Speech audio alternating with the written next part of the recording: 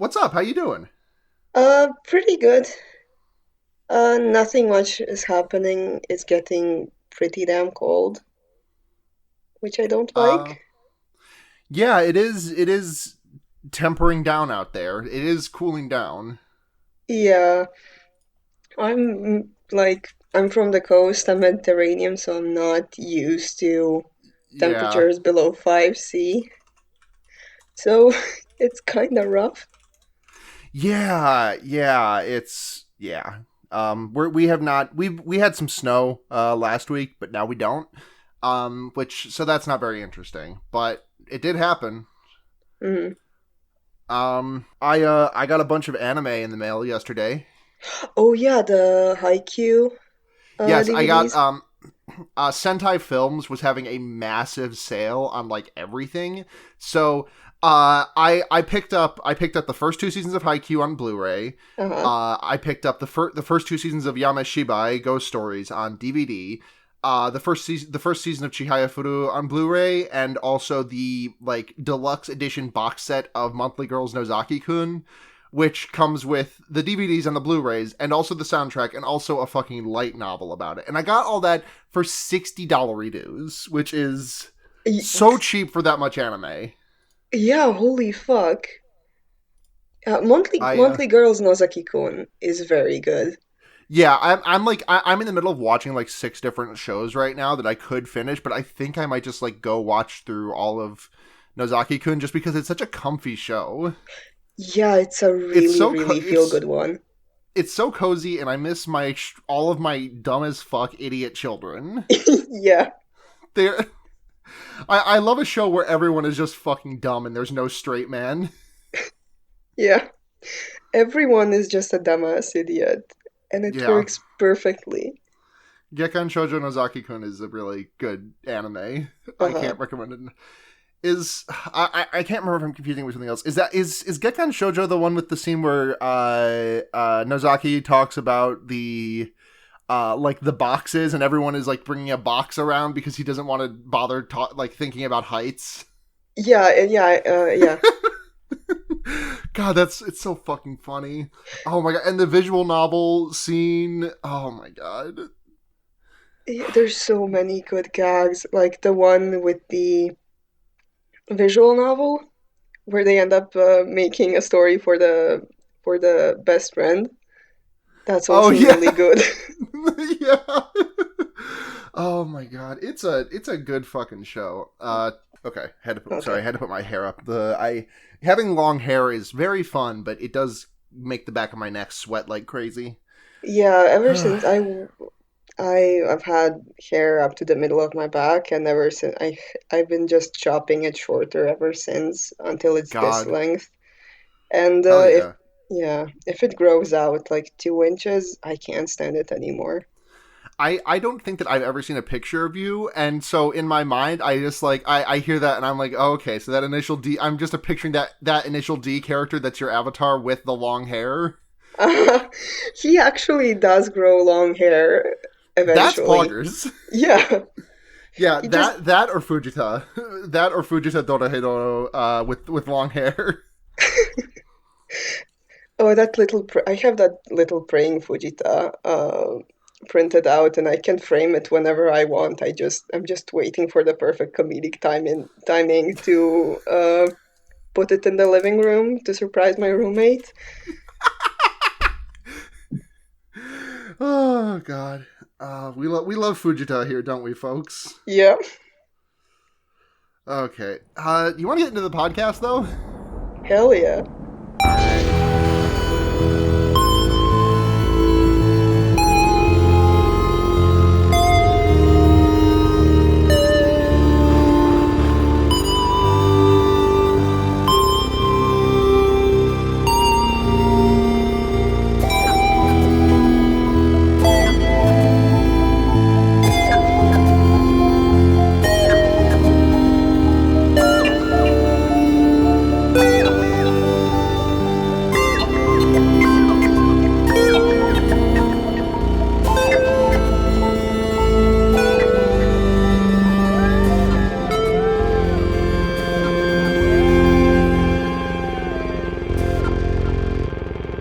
Welcome to Fear Baiting, everyone. It's your number one time podcast, where I'm Sara, and I'm joined this week by friend of the show, Onion. Hi. Hi. Hi. Welcome to the podcast. This is your first time on, so you have to tell everyone all about yourself and what kind of what your history with horror movies is, what what kind of subgenres within horror you dig, so on and so forth. Mm. Hi, my name is Ognian. I like horror, but I'm famously a coward when it comes to actually watching horror movies. That happens. Yeah, yeah. But I actually do really enjoy horror media, such as horror manga. Yes. Uh, I've read quite a lot of work by Junji Ito, and Mm-hmm. I've read Berserk. But my actual first history with horror, I think when I was like 6 or 7, I was actually really, really scared of Smeagol from the Lord of the Rings, and I He he's just a little freak. he's just a little freaky guy. I couldn't come into the living room while my dad was watching the films, Oh and my god. yeah, I think I've loved animals as a kid, so I wanted to watch Jurassic Park, but obviously I tapped out as a child Yeah. after a couple of minutes. But Yeah. yeah, but my actual first proper horror experience was when I was 11 years old, I think. I was either 11 or 12. And as soon as you hit that age when parents can leave you unattended at a birthday party, the kids are going to watch horror movies. So Oh we yeah. watched Mirrors. I have another backstory. I also have a backstory about mirrors, but go on. I'll save my story for after you're done. Yeah, so I spent most of it watching it behind a pillow, and I wasn't really paying attention to it because I was Right. so damn scared. But yeah, I couldn't really stand a mirror. I couldn't really look into a mirror for a week after Okay, I so would I watch that. my story is similar to yours, but much more pathetic. In that when I was when did this movie come out? 28? 2008. Yeah. Okay. So I would have been 13 at the time, Uh-huh. probably. Uh, I saw a trailer for this movie once. And I didn't even see the full trailer. I saw like the TV edit of a trailer once. Uh-huh. And for the next year and a half, I was Oh boy. terrified to set foot in front of a mirror. I Yeah. was such a fucking wimp as a kid. It was awful because like at my parents' house back then, we had like this like huge ornate mirror at the foot of our stairs. And so I just had to like, in just like walking down the stairs, I had to like stare face first into a mirror and then just like very quickly round the corner and not look at it anymore and hope that no ghost was in the mirror, like making me do evil things. Yeah, I came back home from that birthday party at like 9 or 10, Uh huh. and I had a mirror right uh, across my bed. So if I got up, I would just see my reflection, which, as you can imagine, wasn't good for me. Yeah. Yeah. Yeah. But yeah, that's my dark history with mirrors parentheses film. Like and like that fear remained. Like you know how like you haven't seen Supernatural, but like the third episode of Supernatural is like they have to chase Bloody Mary, Oh and that yeah. was like nightmare for me.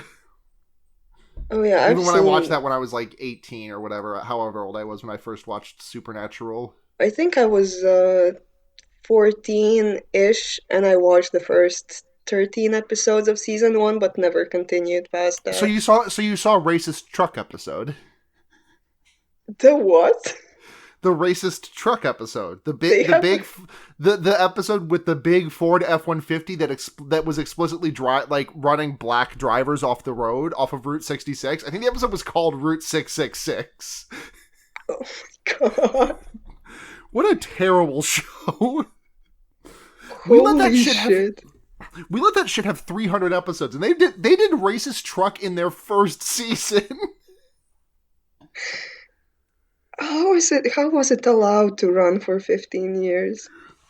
Queer baiting? Oh god. So okay, we can't talk too much about I have a fucking battle royale collar around my neck, and if I talk too much about Destiel on any of my podcasts, it will explode and pop my head off my body. So much happened lately with Destiel. I didn't get to talk about Destiel with John last week, so now I have you, and I'm sorry to put you on blast like this, but you did confide in me that you were a super Wholock for a time, which I was not into the Who part of things, but I was a big Supernatural head and Sherlock enjoyer. But so Destiel. You know how in Game of Thrones Season 8 finale, Clegane Bowl happens briefly? Destiel happens briefly. I'm sorry. I don't want to spend too much time on this, but he did fucking go to Super Hell without Dean saying he loved him back, but then in the Spanish translation he did. Apparently in the Italian one as well. Oh my god. So, okay.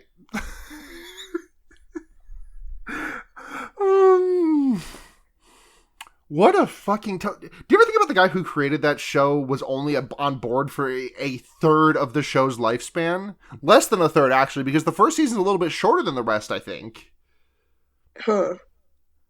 So Eric Kripke, the man who made this show, the man who sculpted this thing from clay, left after 5 seasons, and then the show went on for 10 more. He quit, and the show went on for twice as long. Holy fuck! As it had already gone on. It's just a truly ridiculous amount of time this show has been on the air to think about. Personally, I think a similar thing happened to the X-Files, where the first 5 or 6 seasons were pretty damn good, and then it sort of went off the rails. But holy fuck, Supernatural just can't compare to that. Yeah, X-Files had 10 seasons. No, X-Files had 9 seasons of regular TV, and then they came back in 2016, 2018. Supernatural just contiguously the entire fucking time. I have so many bad memories attached to that show. Oh. God. Yeah. And the car went to heaven. The car goes to heaven, but honestly, the fact that Dean goes to heaven is more ridiculous than the car going to heaven, if you ask me, because I just feel listen, not to be a religion prescriptivist, but I feel in most religions that I know about, if you make a deal with the devil, I feel if you sell your soul as many times as Dean Winchester has, you ain't getting into heaven, buddy. Oh, you're not aware of the countless times that Dean Winchester has put his soul up for auction. I know that he left his biological brother in hell, and I think he should have gone to hell because of that. But yeah, no, Dean Winchester has sold his soul on multiple occasions. He is all the entire show is basically one of the brothers gets trapped in super hell, gets sent to hell, and the other one has to offer their soul as an exchange. And then one of them's Sam is Dean, I'll give up my soul for you, and Dean's just Sammy, don't do it, Sammy, don't give up your soul for me, not for your brother. I'm your big brother, Sammy. Don't do it. Oh, didn't Castiel pull Dean out of hell? Yeah, he did that. I think that's how season 4 started. Because season 3 does end with Dean going to hell and getting tortured for eternity, but not forever, just eternity. Just a little bit of eternity. Yeah. can have little eternity. Satoru Gojo sent him to Infinite Void. Okay, that's my allotted Destiel talk. My my Jujutsu Kaisen collar is also beeping. Oh, you're allowed. You don't have an episode this week. Yeah, I'm a little bit bursting at the seams because we're not doing special grade snacks this week that I to talk about the anime and manga of Jujutsu Kaisen. But we're not here to talk about that. We're here to talk about the 2008 thriller joint of Kiefer Sutherland, Mirrors. Hold on, I set my notes aside. I gotta grab them. And this movie has a really promising start and then completely just turns into poop from a butt after that. Yeah, absolutely. Because we open with this bargain bin Simon Pegg looking guy running through the halls of this what does it turn out to be? Like I don't actually know what the place was. I know what they called it, but like I don't know. Was it like a department store? Yeah, it was like a department store or a burnt down mall. Yeah. Yeah, and he was in the basement that is for some reason completely Yeah. filled with water. Yeah. And he runs into the bathroom and is like, please, I don't want to die. And then he like starts polishing the mirror, but the mirror cracks and breaks. And then a ghost in the mirror picks up a shard of the broken glass and jams it into his neck in the reflection. And it makes real life bargain bin Simon Pegg's throat open. Like he just cuts it open and just, you know, from gives him a big ol' secondary smile. And that's how we start this movie. And I'm like, okay, you know what? I don't have many high hopes. I don't have many hopes about this movie, but if the rest of the kills are as interesting as that one, I'm in. And the rest of the kills are as interesting as that one, but there are 2 more kills in the hour and 50-minute runtime of this movie. It's genuinely an hour and 50. Oh An my, hour and worth. Like a little bit less if you're not counting credits, but like Yeah. So, like, an hour 45 probably is the actual factual runtime from open to close. It's way too long for something with that little. I mean, it's not that there's nothing going on, it's just that there's so little actual, like, horror going on. So much of this movie is, like, cop things. And, like, I know Blair has talked at length about this, and, like, this podcast has definitely complained about it a lot, but, like, this, like, making your character a cop is just cheating the writing, and you can tell it in this movie. Like, so many, like, obstacles that would be in the character's path are just thrown completely aside in this movie because the character is a cop, is a suspended cop, and they just kind of, like, say, okay, that means he's basically a superhero and can do whatever he wants. Yeah, and all the information gets served to him on a silver platter because he can just ask people to give it to him. Yep. And it's like this is definitely not the first movie that we've done where the protagonist is a cop.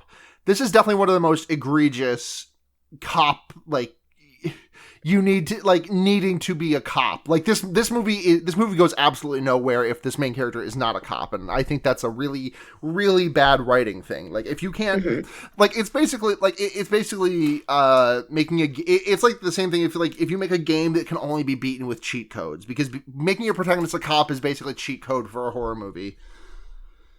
Yeah, I can see that. He does nothing himself. Like, when it comes to, like, research, he just has other people spoon feed him information, and, like, he stares at newspapers and tries to figure things out, but he just circles the name Esseker and says, okay, someone else look this up for me. He got sent the newspapers. He didn't even he did not get even them himself. But we're at the start. Kiefer is having some nightmares because we see this newspaper clipping that shows that he shot an undercover cop.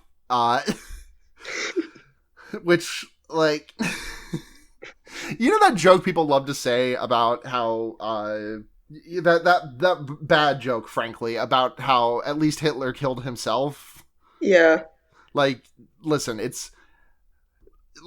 you know what? I'm not about to stand this cop, but he did get rid of a cop. Yeah, he did get rid of a cop. Yeah. Yeah. But so he's having nightmares about it, and his sister is like, hey, because he's living with his sister, and his sister's like, hey, what's going on? bro, Kiefer, inexplicably this character is named Ben Carson, which is like it was very funny to me and meant absolutely nothing to you. Yeah, yeah. But that's okay. You honestly, like, you don't live in the United States. I barely know who Ben Carson is at this point. Like, he was a neurosurgeon, I think, or a heart surgeon. I'm pretty sure neurosurgeon. I'm not bothering to look it up. He doesn't deserve it. Hmm. Turned political running guy in 2016, and now I don't even know what he does now. Maybe he's back to doing surgery. Is he in Trump's cabinet? I don't know these things. I pay so much attention to the news, but I don't know these things about Ben fucking Carson. Anyways, Ben Carson, parentheses Kiefer, is he's got a new job. He's working in a condemned building on the streets of New York City. And he's they're like, okay, you have to guard this mall that was burnt down for insurance reasons, I guess. Have there's a lot of mirrors. Have fun. There was another guy who used to work here. He loved polishing the mirrors, but he vanished one day. Don't know where he is. Okay, bye. Yeah, and they have to patrol it every Every couple hour. hours, yeah. Well, there's nothing there. It's just a burnt Like down old building. I don't. I I can work with a bare bones setup. Like, if you don't give me Yeah. much of anything, but like the what I just don't get why what this job is. Like, I kind of expected it to like tie into like some greater conspiracy or something that like that everything would be connected, but no, it's just like, hey bud, you got a job, you got to guard this burnt down burnt down perfume store. Yeah. And I don't. First of all, I don't really understand why he would do that, but they have to give an ex-cop something to do. So logically, the job that an ex-cop is gonna get is a security guard. Yeah, I will Yeah. say very true that a white cop would kill an undercover cop and just get a suspension and keep his gun. Yeah, by the way, Hmm. he does keep his gun, which is important because he uses the gun as a cheat code also at a lot of other points. But we'll get to that. Yeah. Um, we so he goes to this new job and he meets the guy who's like his boss, who's like some old, I didn't quite catch what his accent was, but he has an accent of some variety, and his boss is just like, hey dude, okay, I'm out of here, bada boom. I don't know why this guy is Richard Branson now, but he is. um Kiefer goes to his estranged wife's house with his divorced. What are they, just like separated? Are they taking a break? Like, what's happening between them? Uh, I know that he is still wearing a ring, but Uh, I don't know about her. She doesn't want to talk to him. She doesn't want to answer his calls or let him see the kids. So I don't know what's going on there. yeah, it's a very like this setup is very like meant to put us directly in Kiefer Sutherland's corner. Like the whole like, oh my god, I love my kids so much, but my ex-wife is so awful. She won't even pick up the phone and let me see them. She sets these rules and won't even let me follow them. Ugh, I hate my wife, but oh, I love my wife. I Wife, love you so much, Amy, my and they wife. and then they make out on the screen for a minute. What happens is he's there, and his wife arrives from work where she's a mortician, I think, Yeah, I think so. and she walks upstairs and she sees him playing with the kids, their kids Michael and, did you catch the girl's name? They say Michael Rosa? 50,000 times. Rosa? Rosa? Okay. They say Michael 5,000 times and Rosa like twice No, probably. it's Daisy. Daisy. Rosa is the Oh yes, Daisy. Rosa is the nanny. yeah. Uh, but he's there and his wife is like, okay, we need to have a talk, and then they go into a room and Kiefer Sutherland's like, I've stopped drinking, just like you said. I've been 3 months sober. I love you and I love the kids. Oh god damn it, Amy, I killed a man, but I love you, but I'm gonna punch the wall, and you're gonna, and then she says, see, this is exactly what I was talking about, but let's make out now. Making out noises. And then she says, "Oh, I can't do this. Get the fuck out." And then she walks out of the room, and AOL logging off door sound plays. Yeah, well the kid in the bathroom listening to everything that's happening. Yeah, he's just not having a good time with his parents fighting. Yep. Yeah, so immediately the setup is not great. Yeah. Yeah. I think we're back at the fucked up building.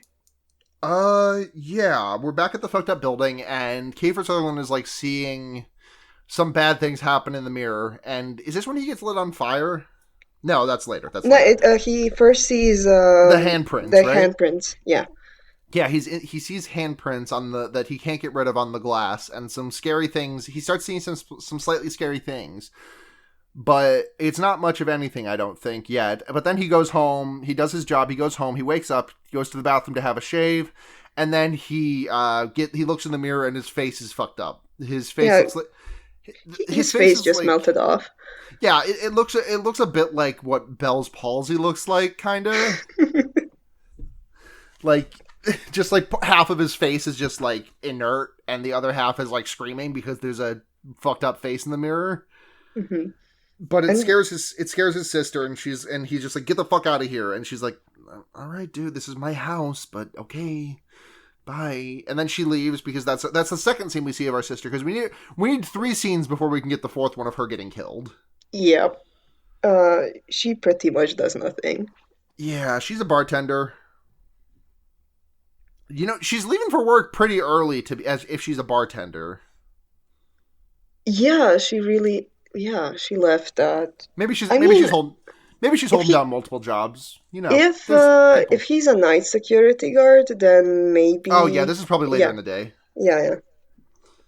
Um, let's see. Yeah, and then he goes back to his job again. We're just doing some bouncing back and forth, but he goes back to his job and he sees like he gets like some visions of people burning alive, and then like he lights on fire in the mirror and he starts feeling that in real world and he starts screaming, but then he's not on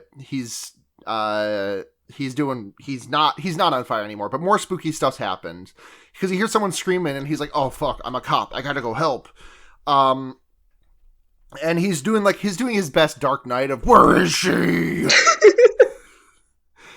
And then like an arm comes out of the mirror and scares him, and Ben is like, all right, I'm not fucking do this anymore. He drags the big mirror into like the center hall, just like leans it up against something with the reflective side down. And then we go visit his family who is having some fucked up things happen to them. We have like we get like this thing of like Michael, the little kid, calling for his mom Amy, and Amy runs in, turns the lights on, and we see that Michael is a Captain Tsubasa fan, as we are reminded of 3 different times in this movie because he has a Captain Tsubasa poster on his wall. Yeah, it's always in the background in the creepy scenes, and it just It's really funny. God, I wish you know what, I hope like Scream 5, just in the background you can see someone's My Hero Academia poster. oh, that would rule. Yeah, it would kind of rule. And the kid's like, Mommy, I saw someone in the mirror, and she's like, oh no, don't listen to your daddy, it's just you and me, buddy, and your sister. Go to sleep, I'm right down the hall, okay? And then she like gets back into bed, and we hear this like horrible news story on the TV that she's falling asleep while watching about like they talk about like a 13-hour sexual assault, and a mafia man named Vinny Gorgeous was responsible for it, and this has nothing to do with anything else in the movie. It's absolutely ridiculous. Like, you bring up something that heinous and you just like dump it. You just dump it at our feet like a cat bringing a dead bird to our door, and then say, "Oh, you don't care about this though?" It's literally nothing relevant. Nothing. It has. I thought that maybe it would play into the other events, but nothing. My next note says, quote, "It wasn't your fault that you blasted that guy," which I guess is like someone reassuring Ben that he didn't, it's okay that you killed if you killed someone, then no, you did. Then no, you didn't. Yes, you did. No, you didn't. Yes. Oh my God. Oh, I think it's his sister at the bar.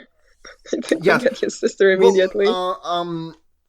Yeah, she says, "Hey, bud, it wasn't your fault that you killed that guy. That you absolutely fucking domed that man who was an undercover cop. It's perfectly fine, but you're also going a bit crazy because you hate mirrors now. Anyways, go back to work your cringe 9 to 5. I'll be bartending." Hmm. Um, and he's like, "All right, I'm gonna go do that." And then at this cringe 9 to 5, the ghost is like, "I want to find Essaker," and who we don't know who Essaker is, but that's fine. Yeah.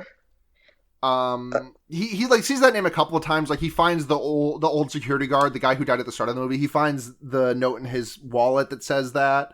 The ghost writes it. The ghost carves it into the mirror. He goes to see the he go well first Ben gets a package from this Gary guy, the guy who died at the beginning, Hmm. and it's got a bunch of news clippings in it. So just being hand delivered some, like, this is some like fucking Sonic.exe type shit. Like just before he died, just before he died, he sent me this package and said, "Be careful, don't install mirrors.exe."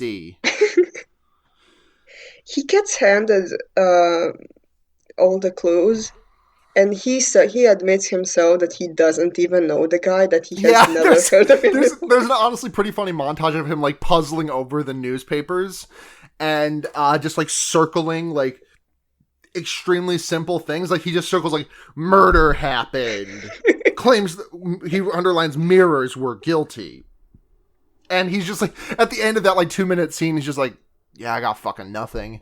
I gotta call up my buddies to help me figure this out, to help me figure this one out because So yeah, then we see Amy, the wife, at her job, and she's doing her mortician things. And then someone comes in and is like, "Hey, someone's here to see you. It seems pretty urgent." And she comes out, and it's Ben, and he's like, "Honey, listen, I know we're divorced, and you hate me, and you think I am a possible danger to your children, but I need you to. And I know that I'm not on the. I know I'm on suspension right now for killing an undercover cop, but I need you to let me Can into you the show me morgue a to dead see a dead body? body so that I can look at him, and He also I just need his files and goes everything." And there she's like, and "Well, expects her to just let him see the body okay, of Gary Lewis. I'll let you do it just this once." And she like lets him back into the morgue where they pull out his body and see his, his big red smile on his neck. Um, and we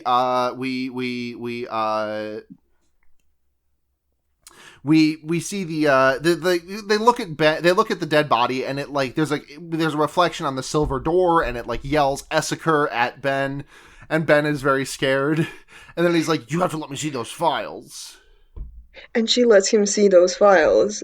which is just And like, why? why? It does.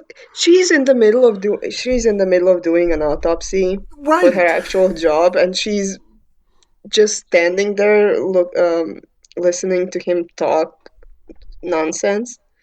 Right. Were you like me really convinced that Essaker was gonna be like a word backwards? Like I really thought that they were gonna do like, oh, her real name was Rakes Yeah, or I was something. convinced that it's gonna be that. Like a real roadie art situation, if you ask me. Yeah, like they could have picked something that would look better backwards in a mirror than Essaker. Yeah. Like That it's like that's definitely like a like, oh, you spelled it backwards. Like that's definitely like a classic horror movie thing. But like if you're doing a horror movie about mirrors, y- I feel like you kind of like have to do that one. and they don't really do that until the end of the movie. The very end is the only time they like do anything about reversed text. But so we also now we see his sister, we see her sister getting naked and sexy in the bathroom. She's like, "Oh, I'm about to take a bath," and we see like we get a titty, we get a titty shot, we get a butt shot, and we see her climbing into the bath. But when she turns away from her mirror where she has gotten ready for bathing, the image in the mirror stays still and does a Joker grin. Hmm. And then as soon as she gets into the bath, the Joker grin says, "You want to know how I got these scars?" And like grabs her mouth from like the bottom and top jaw. Mm-hmm. I don't know why I just demonstrated on myself, like you can see that, but and just like rips her face open, and I'm like, this would definitely hurt a lot. This would suck very badly, but at the same time, I don't think this It would kill someone. Like I'll admit that like I don't know how much blood loss this would cause, Yeah, but but I don't think it would kill you exactly. yeah, I think it would just hurt a lot. But either way, like I think this is a cool kill. Like this is like minute 40 of the movie, and like I'm like, all right, second kill, let's go, let's go. Yeah, it's definitely a really cool film, but a really cool kill. But at one point, it looks at like that scene from Beetlejuice, where the parents are getting ready to scare the guests in the house. So they Mm-hmm. just start pulling their faces. Yeah, It really reminds me of that. Uh, yeah. and also, I think the the mirror thing just immediately went for the kill, but I think they should have like um joked around and fucked with the people a little bit more before they killed them. So Because you think that the mirror should have done like the circle game to her and like put it below her waist, and then as soon as she notices, that's when the mirror starts doing the rip your mouth open. yeah, I think you know what would be fucked up if you were just looking at a mirror and your reflection was started giving you a bowl cut.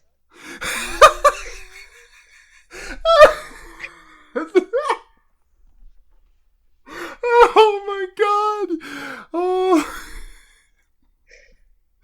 Oh my god! It starts like it like starts shaving an expletive into your chest hair. Like it grabs like an electric razor and just like shaves dick butt into your chest. Yeah, yeah, it takes clippers and does a reverse mohawk just in the across the middle of your head.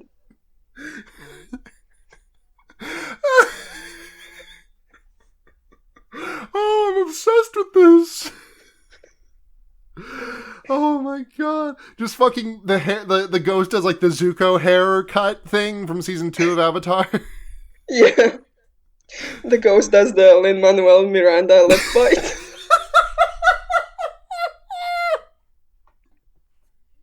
The ghost makes you do face app smile. Okay, and then the last thing it does is make you do PogChamp, and then from that pose it just snaps your neck. There is so much room for comedy in this, and yet they just said, okay, what if we kill her with mouth open? Yeah, But like yeah, Kiefer shows up the next morning and is like, "Where's my sister? Where's Angie?" And this cop that he apparently knew, whose name is Larry, is just like there are some very simple names here. I just feel like that they just like I don't know. I just feel like these are all like the first names that came to mind, because the name of the cast in this movie is there's Ben, there's Amy, there's Larry, there's Michael, there's Daisy. Daisy. Daisy is like the one name that I'm like, oh, okay, that's a little bit different. And the Yeah, there's Larry and there's Barry oh, and I there's didn't catch the Barry. Gary. Yeah, there is a Gary. What? Listen, not putting anyone on blast who has these names. Like my name is Sara. Like I know. I Uh-huh. do understand. Like but I just some of the names in this movie. I wish Vinny Gorgeous had been the name of a character and not some guy mentioned on the news. Yeah, Finny Gorgeous is the only name that's actually good in this one. Yeah, and it's a bad mafia man. Yeah.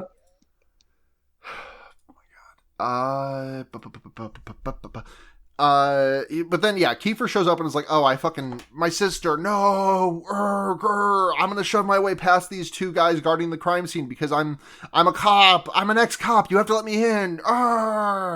And he sees her, and like he runs in there, contaminates the crime scene, vomits in the And sink, further contaminating the crime scene because that's getting his DNA all over the place. yeah. Like you know that MythBusters experiment where they found out that like when you flush a poop down the toilet, like a bunch of poop particles go flying everywhere in the bathroom.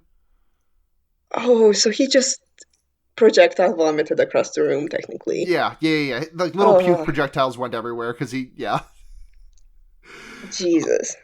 Um, and then this is when he like starts trying to like Sherlock mind palace his way through the newspaper clippings that Gary sent him.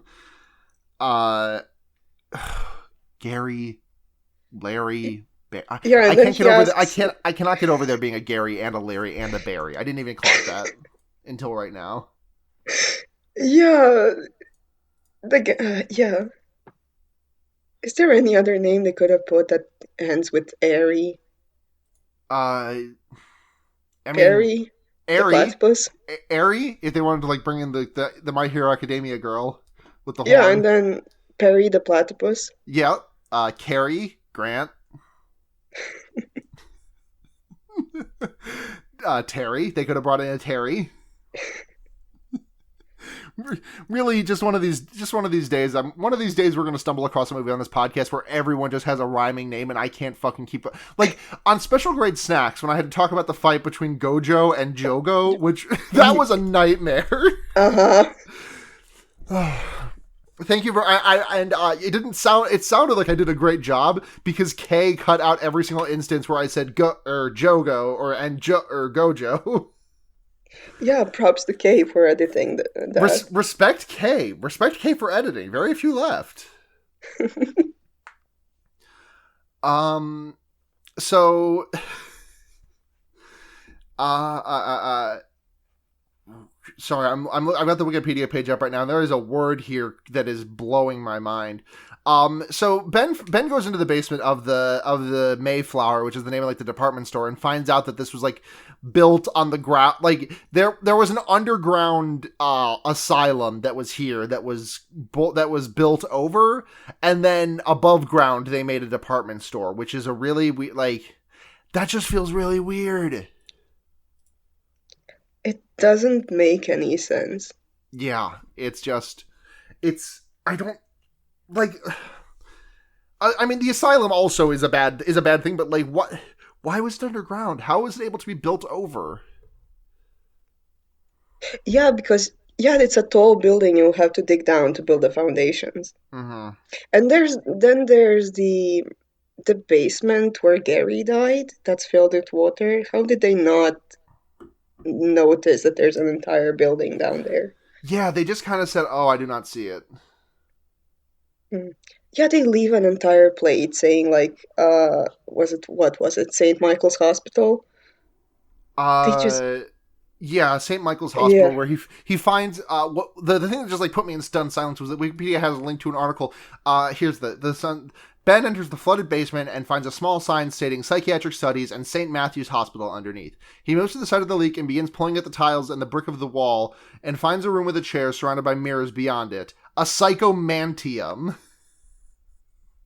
There's a name for that? Yeah, and the Wikipedia article says in parapsychology and spiritualism, a psychomantium is a small enclosed area set up with a comfortable chair, dim lighting, and a mirror angle so as not to reflect anything but darkness, intended to communicate with spirits of the dead. So, thank you. That's fucked up. That's just I can't believe that's real. I thought they fucking made that up. No, it's a psychomantium, but he's like, okay, I'm gonna call up my cop friend and have him do all the information searching for me. Find this Essaker person, and his friend Larry finds out, hey, this is Anna Essaker. She died in a mass suicide because every single child in one night in the asylum, every single child was found dead in the main room because they had all killed themselves. Which is wow, that's freaky deaky. Hmm. But apparently, he looks through her file and finds out that no, she actually is alive. She was discharged 2 days before the mass suicide, and he like tracks her down, and finds out that she is now a nun because we just had to go straight from asylum to nunnery because we're just doing a checklist of all the horror movie tropes that we can get through. Yeah, she ended up in a nunnery because that's the place where mirrors aren't allowed. Aren't Mm-hmm. Why aren't mirrors allowed in a monastery? That's a weird one. Yeah, it just doesn't make any sense. Yeah. So yeah, But before we get more information about Anna Essaker, we go back to Amy, and we see little baby boy Michael, just born, talking to the mirror about how dad sucks, and then he gets up to go to school, but his reflection stays right there, and his mom is like, "Oh fuck, oh shit, I think Kiefer was right." Yeah, this one is actually like this would be fucked up. This would actually be fucked up to see. Yeah, this is like the image the image of the kid standing up, but his reflection sitting right there is the thing that like scared the shit out of me for the year and a half after when I couldn't walk in front of a mirror. Um, and he's like, shit, okay, Ben, come here. I need you to paint over the mirrors, which you started doing before but didn't finish, because I kicked you out. Oh my god, we completely skipped over the part where he goes to their house and is like, the mirrors, Amy. Oh yeah, Like, he's like, yeah, the he mirrors, just Amy. We gotta cover up all the mirrors and put them all away. And she's like, what the fuck are you doing? Stop! Get out of my house. And then he's like, I'll show you. And then he takes the mirror outside, fucking pulls out his gun, which he has. Like, he still has a gun as a cop, and blasts the mirror, because last night at the mirror factory, he shot the mirror and it like regenerated on him. And then he was like, here, I'll show you. Mirror, please heal yourself. And he just shoots it with his gun that he has, and she's like, okay, you need to leave. You've ruined half the mirrors in my house. And he's like, okay, fine, I'll leave. But then then Michael happens, and she's like, okay, babe, come back. I need you to paint over all these mirrors, and then go visit Anna, the nun in Nun Town, so you can find out all about how she was treated. God, this fucking sucks. Just like we go meet Anna, who's like an old ass nun now, and she's like, oh, when I was just a little girl, they put me in the asylum and they thought I had schizophrenia. Woo! it's just a lot of demonization of mental illness, and it's like fucking disgusting. It really is. She's just like, oh, they thought I had schizophrenia, so they put me in a room with a lot of mirrors to make me look at myself. But then it wasn't schizophrenia, it was something else that escaped me and went into the mirrors, and now I've released that curse upon the world. Ooh, I'm sorry, but I cannot save your family. I am going to stay right here and pray to God that your family stays safe. Yeah. I'm not going to do anything. And then he yells at her. Mm-hmm. She says that I won't go back because that would make it possible for the demon to come back into the world. Oh yeah, she drops the line like of mirrors are windows, actually. Yeah. Mirrors are fucking windows. And then we go back to Amy's house, where just everything is just going absolutely tits up, because Michael is like basically possessed now, and is like, he almost like Rosa gets called, or not Rosa, Daisy gets called into her bedroom, not her bedroom, Michael's bedroom, where the Captain Tsubasa poster is, by well, Amy also almost gets drowned, and while she's underwater, we hear her voice saying, Daisy, come here, come into this room so that I can pick you up and put a knife in your throat, but it won't kill you. It's fine, though. Because she comes in just in time. And, like, I was telling you at the time that, like, I'm not normally for, like, a teenager, yes, a teenager absolutely can die in a horror movie. Kids this young, I'm kind of a bit dodgy on them getting murdered. But the thing is, at this point in this horror movie, like, just do it. Just kill one of the kids. You haven't had any kills. You've had 2 kills in this movie, and I need something to happen. I need some stakes. Yeah, it was like an hour 15, an hour 20, and nothing happened. Yeah. But so they're all safe. Michael is like, I have a knife. Mom says, what do you have? Michael says, a knife, and she says, put it down, and he says, no.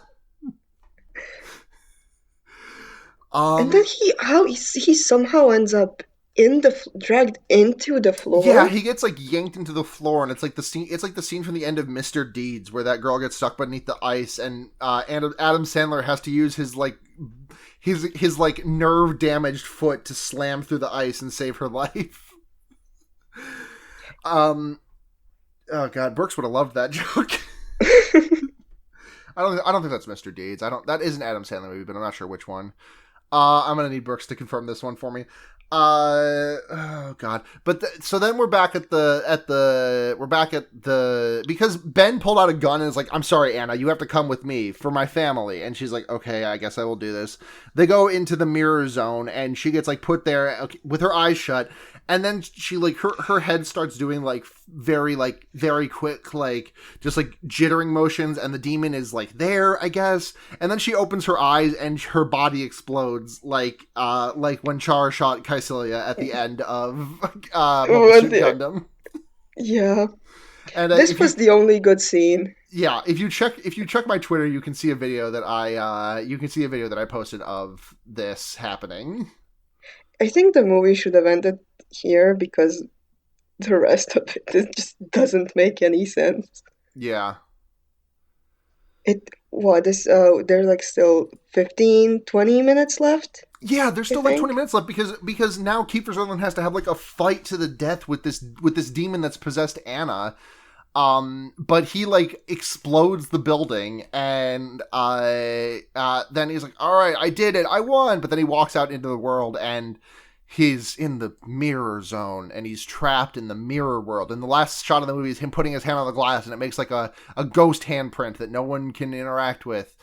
And everything's backwards. Oh, and it goes on for like 5 entire minutes. Like, this is not like a good ending, but it could have been salvaged a little bit if it had been like just like a one thing instead of like 6 different things to say. Hey, this is in the hell. Yeah, it could have just been like the one shot where he realizes that the letters are backwards, and it could have just ended there. Yeah, but it didn't. But yeah, it could have. Yeah. God, then the movie just ends. And that's fucking Mirrors with Mr. Reefer Sutherland. So on a scale of, let's see, on a scale of 0 to 5 exploded nuns, how many exploded nuns are you going to give this movie? This movie's not good. No, it's like, nothing to me. It's not good. But also the exploding nun really adds something. Like, the thing is that, like, the exploding nun just hits so well. Like, honestly, don't watch this movie. Do watch the video that I posted on my Twitter. I'm gonna retweet it onto Fear Baiting also. Oh my God. Like, 2.5 exploding nuns specific just because of the nun exploding. Yeah, the exploding nun gets you a hell of a long way. Yeah, God. And the kills before are pretty good, but the rest of the movie is just nothing. There is an hour-long drought of kill. Yeah. Anyways, we didn't get any questions this week, so we can just go straight into recommendations. Do you got anything? So I know that you have probably recommended Chainsaw Man and Jujutsu Kaisen to people before. I definitely have recommended them on this very podcast, yes. But go ahead and do it again. I won't stop you. So I recommend those, but also a manga I've been reading recently is Dungeon Meshi, or Delicious in a Dungeon. I have not yet read Dungeon Meshi. I need to. Yeah, you really need to. It's a really good... It starts off pretty light and funny. It's a lot of comedy in a fantasy world where people have to eat monsters to survive. I mean, they don't have to eat monsters to survive. That's the entire gimmick. It's just that the main characters are freaks for eating the monsters, and there's a whole lot of comedy with that. Yeah. But the thing that's happening recently is they're introducing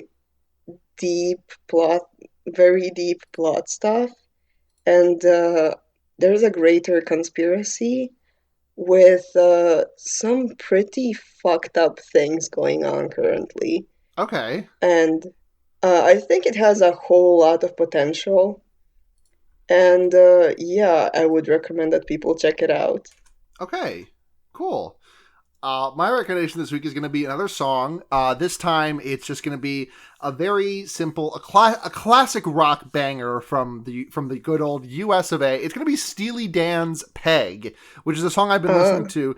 Last night, I stepped outside and I opened up my phone to listen to Steely Dan "Peg." And then I noticed that my phone was already mid-play of Steely Dan, paused in the middle of playing Steely Dan Peg, because the night prior, at the exact same time, I had also opted to listen to Steely Dan Peg. It's just a good song. Like, I don't have anything much to say about it, but it's good. oh hell yeah. Oh, God. So that's it for podcast. Angyan, where can people find you on the websites? I am on Twitter at Slitherbite, and my art account is at Cal Oliver Art, KALOLIFER Art.